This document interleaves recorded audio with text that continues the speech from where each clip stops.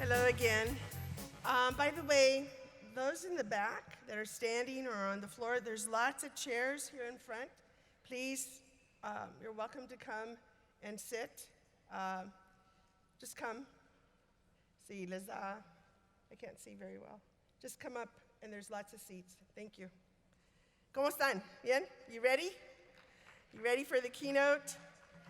Great. It's my honor to be introducing no stranger to CABE or to our schools and districts throughout California, Dr. Victor Rios, who has worked in a lot of local districts throughout California to develop programs and curricula aimed at improving the quality of interactions between authority figures and the youth. He's amazing. He's an amazing person who has transformed himself and is now giving back to our community, to our kids. He went through a lot. He is currently the Associate Dean of the School of Sciences, in addition to being a MacArthur Foundation Chair and a Professor of Sociology at the University of Santa Barbara.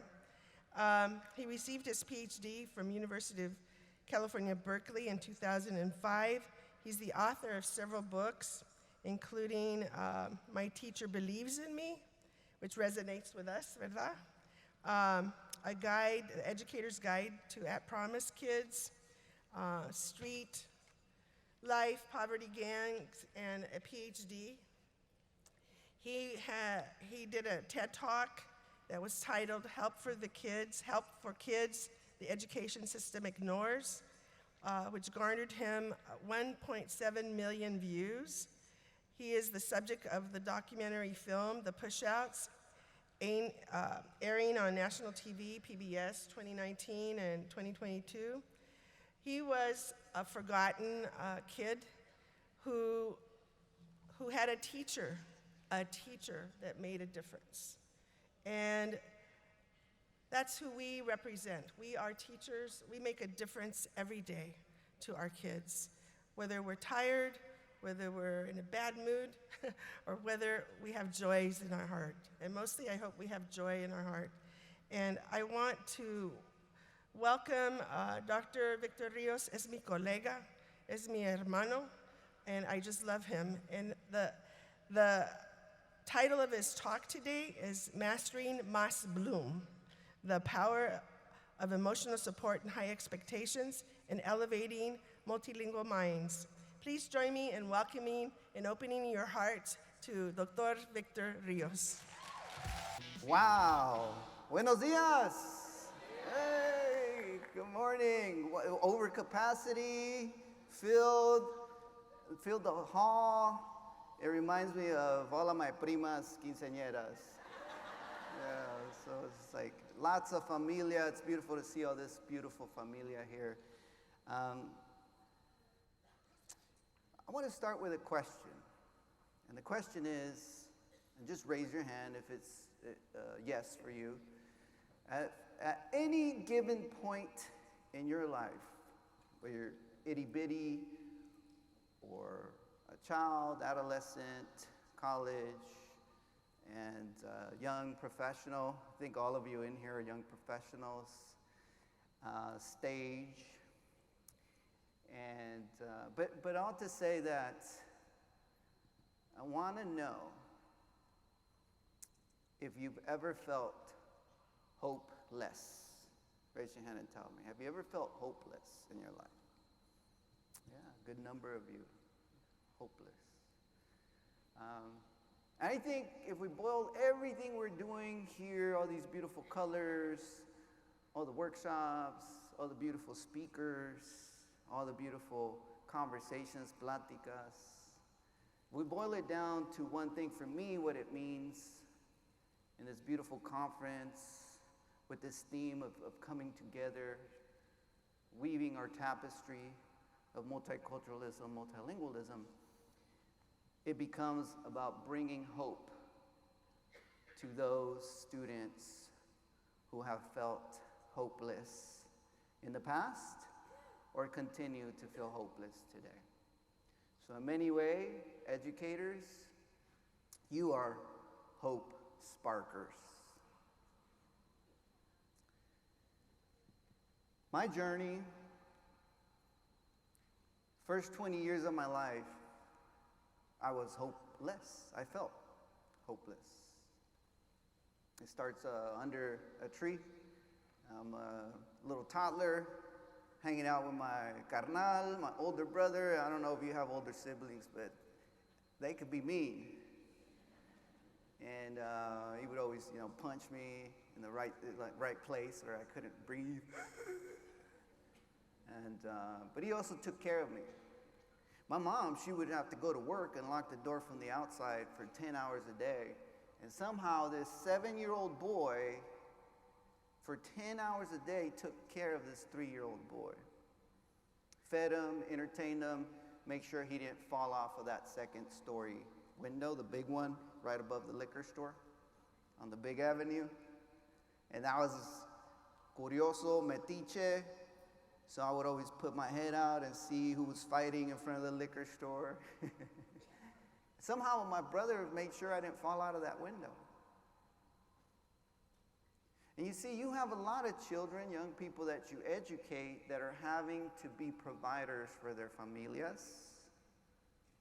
And they come to school and they're feeling the burden of being adults and their childhoods being stolen from them. That was my brother. His childhood was stolen from him. He had to take care of me and then later 2 more siblings. So one day we're at the park hanging out and my brother's punching me like usual. And I go crying to my mom and I'm sitting under the tree with her and she was pretty tough, so she just really didn't like for us to show much weakness. So she would always say, aguántate. I can't say the other word she used. It's an adjective. It starts with the letter C, ends with the letter N. She would say, aguántate, which essentially means, be tough. And I'd be crying, and then it'd be nighttime, right? The sun's starting to set. We're at the park. There's a tree there we're under. The birds stop to chirp. And I have a T-shirt on, and I'm cold. And I'm like, hey, Mama, ¿a qué hora nos vamos a la casa? And she said, mijo, no vamos a la casa. No pagué la renta. I didn't pay the rent. We're sleeping right here under this tree. In that environment, the hopelessness is in the mist of the night. It's in the fog that keeps you cold even though you're in California. That creeps in the middle of the night when you're out there. It's on the ground. It's in the tap water. And one of the few places where some of us children at the time, and one of the few places today where some children that are facing hopelessness, where they go to find a little bit of hope, someone to kindle up their spirit, someone to spark a little fire under them. It's to come to you. Because I remember my mom, she got lucky, ended up signing me up for early childhood education. That's what's up. That's what's up. And then my little early childhood education, little classroom, by the way, was at that same park in a little community center. And she would drop me off, and the teachers would tell me, Victor, you're a great reader. And I would believe them, even though I didn't know how to read. And then they would say, ve, léele un libro a tu mamá. Right? This inspired 20 years of research, by the way. One of our studies we conducted, we call it the Trojan horse study, where we sent little kids with parenting education material, and we'd say, hey, go teach your parents this little strategy. Some of you know the strategy, 3-1. I won't give you the details now. I could give them to you later. And the kids would show up, do that for their parents. The parents would show up to a workshop with us, and I would say, hey, ¿saben cuál es el 3-1? Oh, sí, ¿quién me enseñó? Oh, mi niña me enseñó el otro día, Dr. Ríos. 3-1. Parenting strategy. And what we were proving, my wife Rebecca and I, who's an academic as well, is that culture isn't sedimented in the way that we believe it is, and that these assumptions about these people don't value education or these people can't change because of their culture went out the window, because the minute you send some education to familias is the minute that you start to see them prosper. And it's our very children that become those not only translators for their families, but also educators for their families. Did any of you grow up being a translator for your familia? Oh, I love this. Hey, check this out. One day, some of you are going to relate. We're at the bus stop. You remember back in the day? See, y'all are young professionals, so none of you in here are going to remember. But I remember back in the days where you stand at the bus stop, waiting for the bus, and back then the buses, they were not eco-friendly, they were not green buses, they were not electric. Te aventaban un de humo, like tons of black smoke at you. Like an insult, right? Not only are you broke, but we're gonna contaminate you, right? And so we get to the bus stop, there's fumes everywhere. My mom's like, mijo. All right, I'm lying. She didn't say mijo. She didn't say mijo much. She would say, remember the adjective, the C word? Starts with a C, ends with the N. Hey, boop, dile que si va al centro. You know, my mom was from the streets. So she was, you know, my mom, she was 15, was kidnapped and taken away by a grown man. So she had been through a lot of trauma, and she was on the streets since she was 13 years old. So you can sort of surmise the experience she had, and then how then her kids had to be raised. We had to be tough because we were on the calles. And so she passed that on to us, right? But in a very harsh way. So anyway, she would always kind of just be like, vámonos, y dile. And then so I'm like, dile que si va al centro. And my little bilingual mind, right, is like, okay, my Head Start teachers have been teaching me English. I've been watching Sesame Street. I got this, right? I'm standing there. The guy opens the door. Excuse me, mister, do you go to the center? Boy, I don't go to no center. Get out of my bus. And then a black plume of smoke unravels my mom and I. And then, of course, she smacks me. She's like, menso, burro. And I can't tell you the other words. Adjective, starts with a P, ends with an O.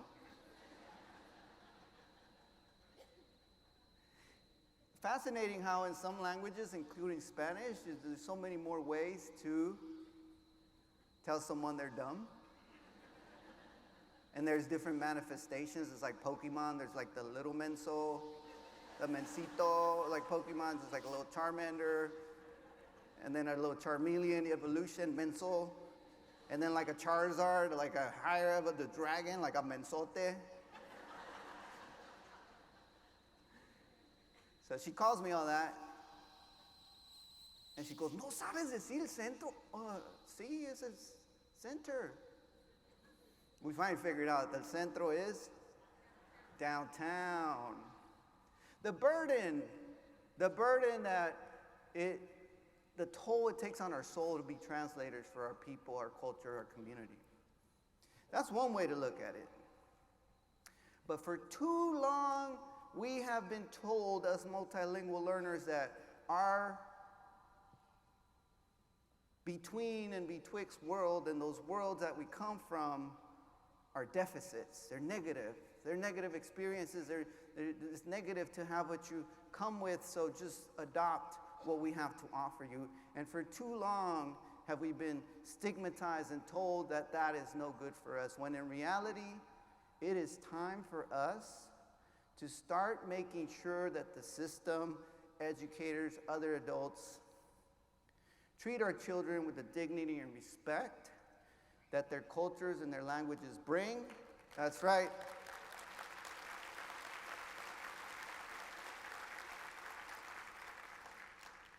And the many assets, the fruit, the community wealth that our multi-languages and multicultures teach us. You see, in essence, those of you that raise your hands like, yeah, I have to translate for my parents. We all, as multilingual learners, multicultural peoples, we're shapeshifters. We know how to navigate multiple environments. My mom knew how to navigate the calles. She knew how to, teach us how to navigate those streets.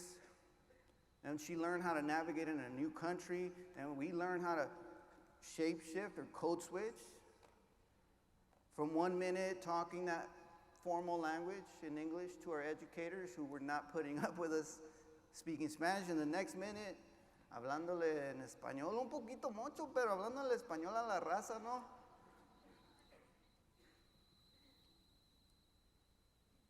That's a true asset. And the only way we see it, you young professionals, all of you in here, young professionals, the only way we see it is when we finally start to practice it in the policy world, in the academic world, in the leadership world, where people are like making assumptions and you're thinking like, wow, no disrespect, but I got a bilingual mind, and my bilingual mind ain't thinking the way you're thinking. It's thinking a little bit outside the box, and that allows for us to all come up with solutions to a system that for too long has excluded us multilingual, multicultural peoples. So this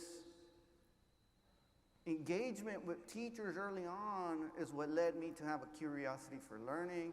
They really hyped me up, pumped me up. By third grade, I was reading Greek mythology.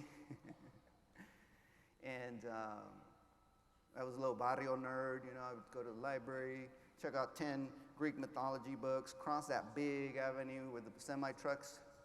Ain't no pedestrian crosswalks there. Ain't no little lights for, ain't none of that.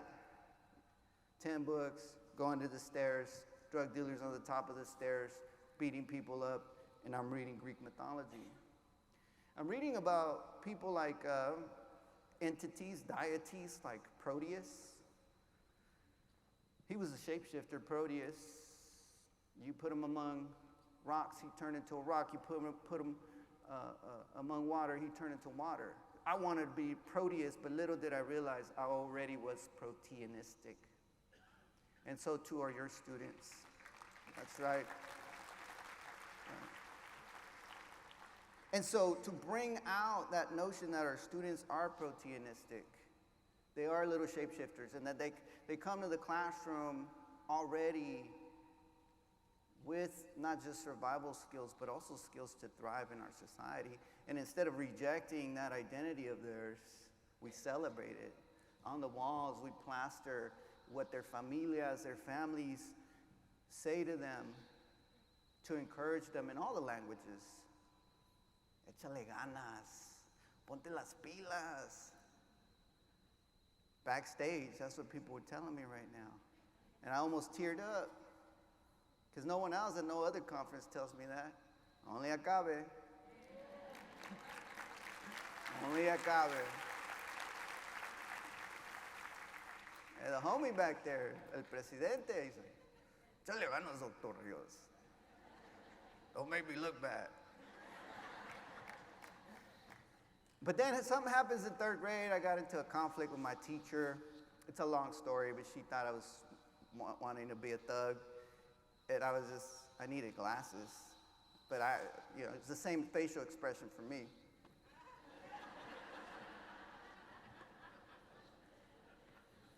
No puedo ver lejos. Maestra.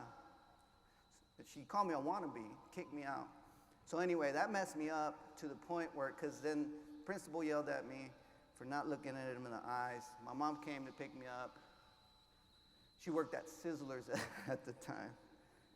And at the salad bar, I don't know if y'all know about Sizzler, but you do know? El Texas cheese toast? Yeah, está bueno, huh? Está bueno.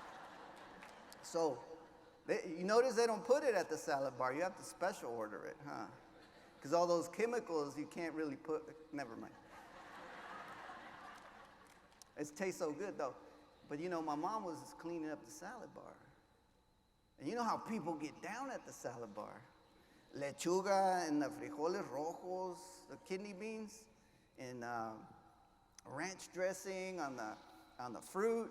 So my mom had, she had a heavy job. So her boss threatened to fire her. She came to school and she took me home. She beat me. She owned a man's belt, no man in the house. You know, when families don't know better, it's our job as a system to teach them better. That's why a big component of our work is about educating familias, because what we find is with a 6-week intervention, their practices and logic, even about how they were raised, change. And yet, so many schools I show up, they're like, oh, those families, they just like, they're harsh discipline. And I'm like, wait, you're in elementary school, didn't you just suspend 74 kids the other day? I mean, not the other day, but the last quarter, the last 3 months? And you're talking about harsh discipline? Well, we all have to take inventory as systems, including familial systems. So all that hopelessness that ended up reaching me led me to the streets. And I ended up not doing so well. I ended up in juvie. I ended up caught up in the street life. So I'm going to show you a little video clip of me back in the day in high school in the hallway. I can't do it anymore, but you'll see it in the video. Getting pulled away by a police officer because we were in this gang fight.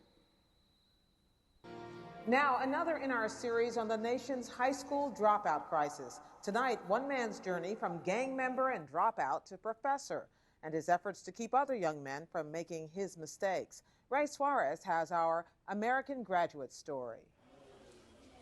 My name is Victor Rios. In 1994, this was me.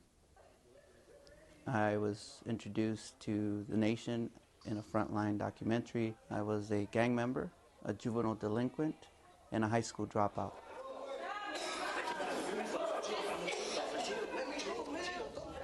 But in the 18 years that followed, Victor Rios earned his high school diploma, finished college, earned a PhD from the University of California at Berkeley, and wrote 2 books on his life and his research on juvenile delinquency.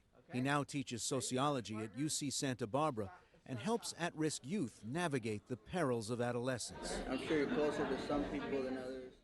Rios is also a family man with a wife, Rebecca, and 3 children. Life is constantly busy. To be this far into the future, I feel like I've lived 2 lifetimes. One lifetime of hopelessness. Thank you. And one lifetime of hopefulness. And the person that brought that hopefulness into my life ended up again being an educator. So during this time of crisis, I'm in and out of juvie. I don't care. I'm not going to make it to my 18th birthday. I'm going to end up in prison or dead. And that's cool with me. I've accepted it. Because when you're in hopelessness, you become fatalistic. And then when you become fatalistic, it don't matter, right? It don't matter. But this one educator, this one teacher, her name was Miss Russ. I laughed because she was such an annoying teacher. I'm sorry, Miss Russ. Sorry, Miss Russ. You were a little annoying. But isn't it that the annoying teachers are the lifesavers too? Isn't it that the annoying teachers are the hope sparkers?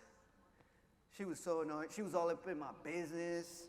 She would roll up to the hood on a Sunday in her little beat-up Honda. and knock on everyone's door. Estaba loca, man. She was annoying in my adolescent mind. Children are going to look at you as annoying when you're saving their life.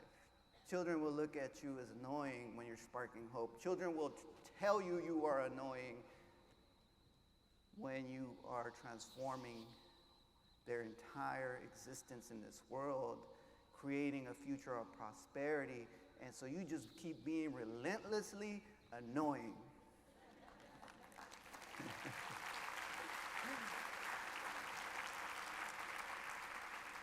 So esta maestra, you know, it was tough because I hadn't been in school for months. I'm walking down the hallway. She comes out of her hallway, and what had happened is that my best friend had passed away in front of me. We were in a street fight. Someone pulled out a gun. You know the story. And I was aguitado. I was like down. I was like, I didn't know, but I knew that someone somewhere had once told me that when I was ready, she would be there for me, and that was Miss Russ. So I'm walking down the hallway. She realizes I'm at school. She opens the door. She says, Victor, I heard what happened. Are you okay? And I'm like, yeah, I'm all right. I'm trying to be a tough guy. This lady taps me on my shoulder, and right when I felt her tap right here on my shoulder, all my pain, all my fear, all my anger just grew, and I began to cry like a little kid in front of the whole school. And in that moment, I just wanted to roll away into the gutter with my tears and never come back. One of the most loneliest moments in my life. And you know what this teacher did? She opened her arms, she gave me a hug, and she said, Victor, I am here for you. If you're ready to change your life around, I'll be here for you, but you have to do the work. I care for you, but I can't carry you. I heard her, just the way you heard her right now. I heard her soul is in here, just hearing you respond to it. Her statement, I was like, man, this lady's speaking to me right now. And sometimes you're speaking to students, but they ain't hearing you. And sometimes you're speaking to them, and they're like, oh, whoa, you just changed my life, teacher. You're like, bruh, I've been telling you this for 3 years. And so in that moment, man, like that embrace, that hug, and by the way, she violated District Code 357.42, thou shalt never hug a child. She was a rebel, what can I say? Teachers, be a rebel. Just don't get fired. So she violated that district code. I needed that hug. She gave me a hug. It wasn't a creepy hug, okay? And man, I felt like everything was gonna be okay. Little by little, man, I started to come back to school, and I started to understand the concept of échale ganas. Like my family had always taught me that. So I knew échale ganas was like working with my hands. Like I help my tío go and pick up a recycle, throw it in the van, pick up glass, throw it in the van, cut our hands, arms up, and keep throwing glass in there. Getting up at 4 in the morning to help them do that. I knew that concept in the work world. I just didn't know that I could also use it in the school world, in the academic world, because no one had translated that for me in education. There was no cultural responsiveness in that experience for me, except for this teacher that was like, hey, she didn't even know the language, but she figured out, like, okay, they say échale ganas, and that means work hard, be relentless. It means like 25 things. You can't translate it because it comes from the soul of my people.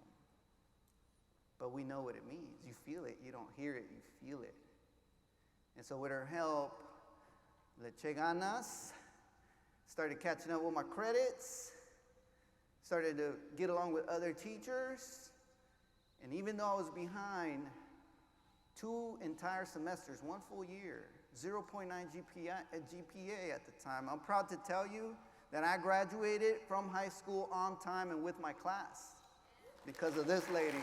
That's what's up. Thanks. So look, I saw myself like this homeboy on the streets. I saw myself as someone that's throwing up the gang signs out there. I saw myself at best. There's a little image there. At best, this Pachuco, right? That's it. That's how I saw myself. But somehow my teacher saw more manifestations of me because remember, she recognized I was a shapeshifter and I had that skill since I was a baby. And the children you educate have the shape-shifting capability, so if you want to see them one-dimensionally, it's not going to work. Pobrecito, his family's broke, his mom's strung out, dad's in prison. Pobrecito, poor kid. Let me just give him love. That's not enough. Pity is not prosperity.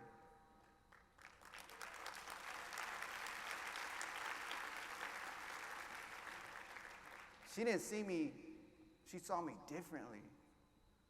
She saw me as this. She saw me as these other images of a graduate. She saw me as someone on stage. She saw me as a mentor. She saw me as a speaker before I even knew I was ever going to be that. There's a picture there. She even hooked me up with this mentor. He was a banker from Wells Fargo. And the only reason I would go hang out with him, his name was Richard. With the homie Richard is because he buy me big breakfasts. like the restaurant that serves a big breakfast. Not like the little puny McDonald's cositas, you know. Nah, man, it was big. You see the heartiness of the breakfast there, man. We got sausage, we got bacon, we got it all. And you know what he would say to me? He'd say, and I would ignore him. I was just there to eat, and I would leave. He'd say, Victor, you do know that if you open a Roth IRA account at age 18 and you put in $65 a month, by the time you're 40, you will be a... Do you think I listened to him? No. You know how you know I didn't listen to him? Because if I had listened to him, I would be a platinum sponsor at CABE.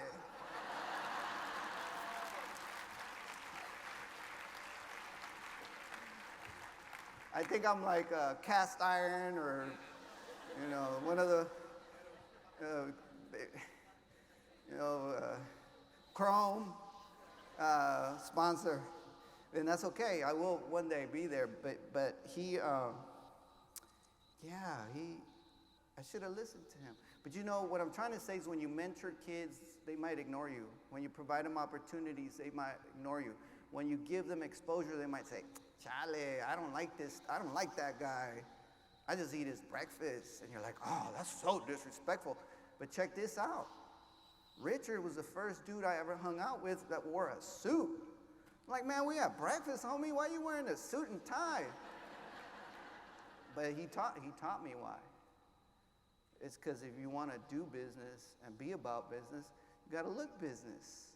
And I remember like being in college and dressing up in my first suit. It was my father-in-law's suit, and he happened to be a, you know, está pesado el homie. Mi suegro Enrique. And so he lent me a suit, but it was like, I swear, I got pictures of it. I should have brought it 3 sizes too big. But I knew that's what I needed to do, right? I borrowed it from him. He was my future father-in-law. So then, that journey continues because of this teacher. I end up in college, I end up mentoring kids, and I end up meeting my future wife while we were both teaching at a middle school. Her name's Rebecca, and Rebecca and I, on a date in 1999, attended our very first CABE conference in San Jose, California. So, I'm not trying to spark anything in here, but there's shout out to the little couples out there. I see you out there. Oh, there's the principal. Don't hold my hand. There's come on. Let's go to the book exhibit. Oh, there's a vice principal. Pretend we don't know each other. You know, I love that. I love that. The love is in the air. And the kids set us up on our first date. Matter of fact, I want to show you a video. I want you to guess. Don't say it. Just guess. I have video of it. Where we got engaged. And I'm going to play that video now. No audio. No audio. It's just video. There's Rebecca. There's her students. There's the roses. And I'm about to get on my knee with my long ponytail. Hey, don't clown. That's the familia that we built around education.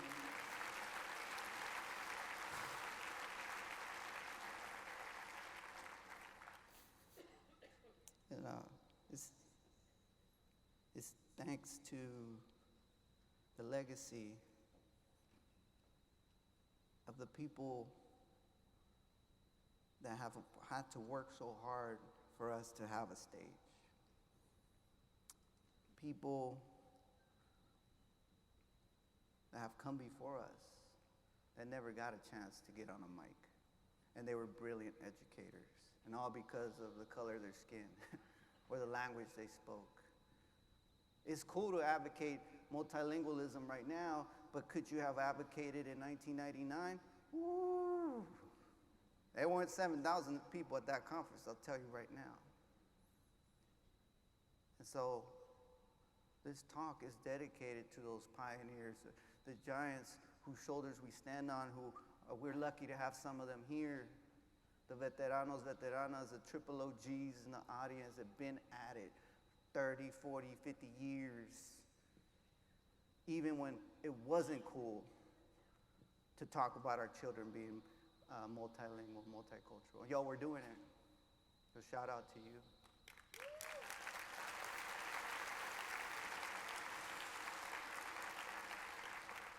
So I'm gonna leave you a couple little concepts. Some of you know Maslow. And Maslow is about building that, you know, physiological safety, love. We could consider it on the SEL, social emotional learning side of things. And then we have Bloom. And Bloom's the learning process, memorizing, remembering, analyzing. And as educators, you got to do both. Because if you just give a lot of love, but the kid ain't ready, what you create is a push-through. You know what a push-through is? Pobrecito. Give him lots of love, 3rd grade. Ship him off to 4th grade. No expectations. 4th grade. Pobrecito. Lots of love. When is the kid going to have expectations? But then there's the folks on the Bloom side. The folks on the Bloom side are like, I don't got time. I'm not a social worker. I'm not a therapist. I'm just here to teach. And I'm sorry if they're not ready, but I got 22 other kids that need to learn. And someone else can manage. That's not my job. But how about if we meet in the middle? How about if we brought Maslow and Bloom together?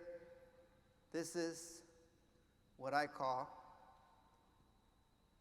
Mas Bloom. It's the fusing of these two worlds together. It pays to be bilingual, right? Mas Bloom.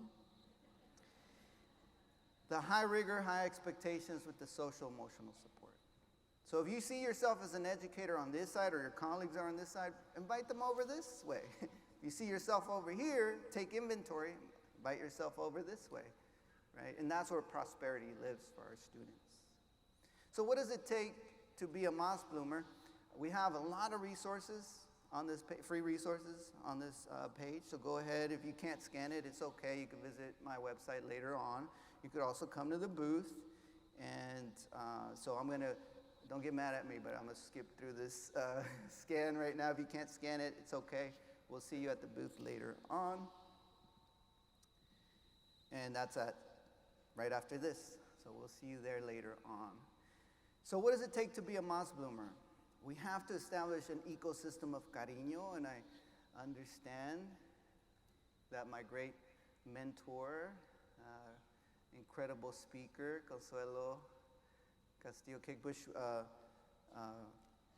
talked about cariño And then why do we say cariño and not care? Because you know why. That cariño means a lot more than just care.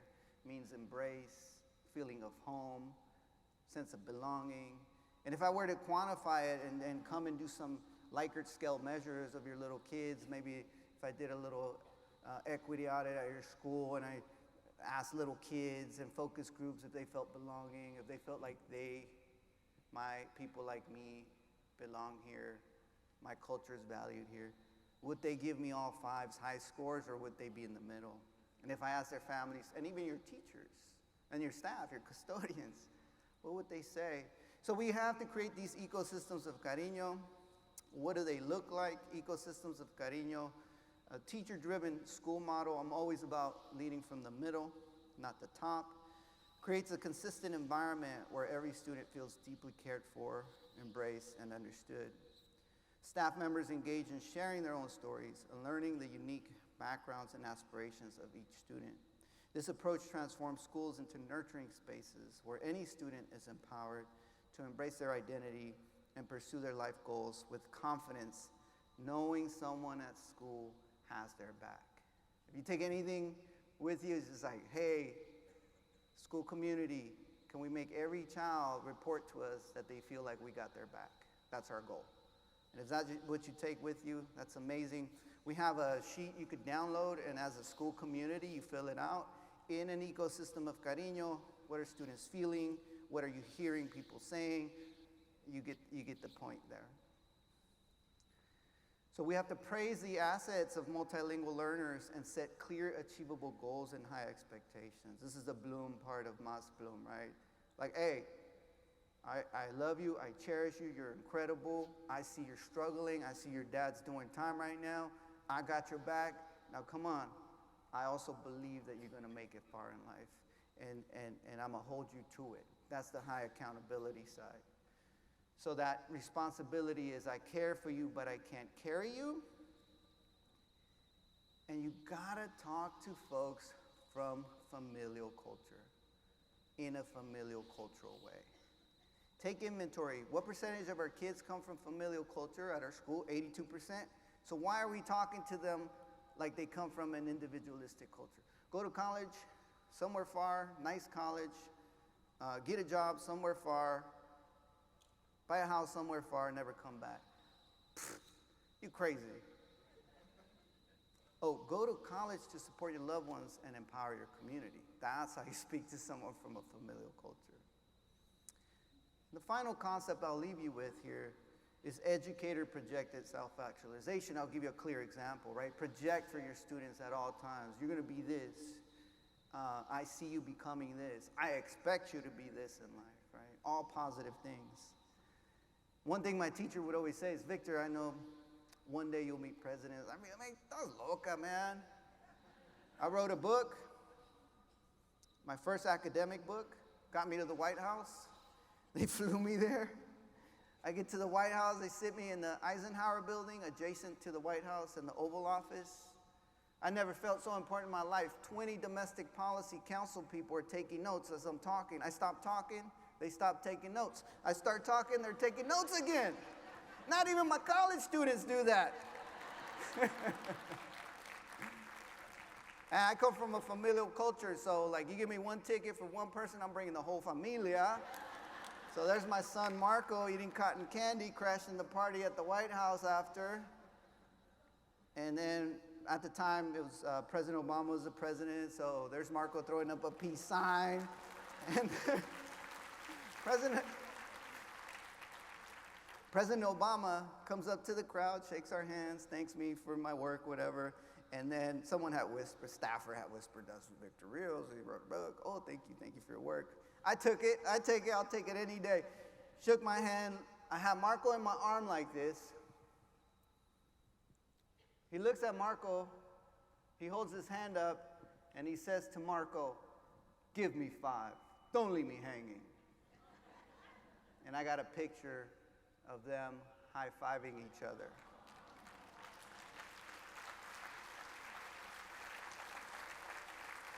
Hey, in that moment, I want you to guess who I'm thinking about. Miss Russ, you really are loca. You know, she didn't predict the future, but she projected the future. And the problem in education today is that too many educators predict the future. That one's not gonna make it, that one's gonna make it. Therefore, I'll give that one the resources, right? We have to project to all our children. Create a very rehearsed way that all our educators, meaning custodians, bus drivers, teachers, counselors, everybody is telling kids, I believe in you, you're gonna make it far, and I'm seeing how you, oh wow, you carry yourself with some swag, and you like to speak up to authority, you're gonna be a great attorney one day, right? You're gonna be a great politician, like project for them. Because it is in our projection of our children's futures that lifts up their hope, takes them, when they feel a little hopeless, into a world of hopefulness. So you, at the end of the day, educators, are hope sparkers. You provide our children that inspiration to move forward in a world that sometimes does not treat them that well, that makes them ashamed of their multiple languages or multiple cultures, that makes them realize in their mind, I'm a shapeshifter, but I'm gonna hide it. No longer should our little shapeshifters hide their full potential. Let's bring it out in them. At the end of the day, my teacher believed in me so much, she tricked me into believing in myself. Thank you very much for your time. Thank you. Thank you. Oh, thank you. Thank you. Thank you. Oh.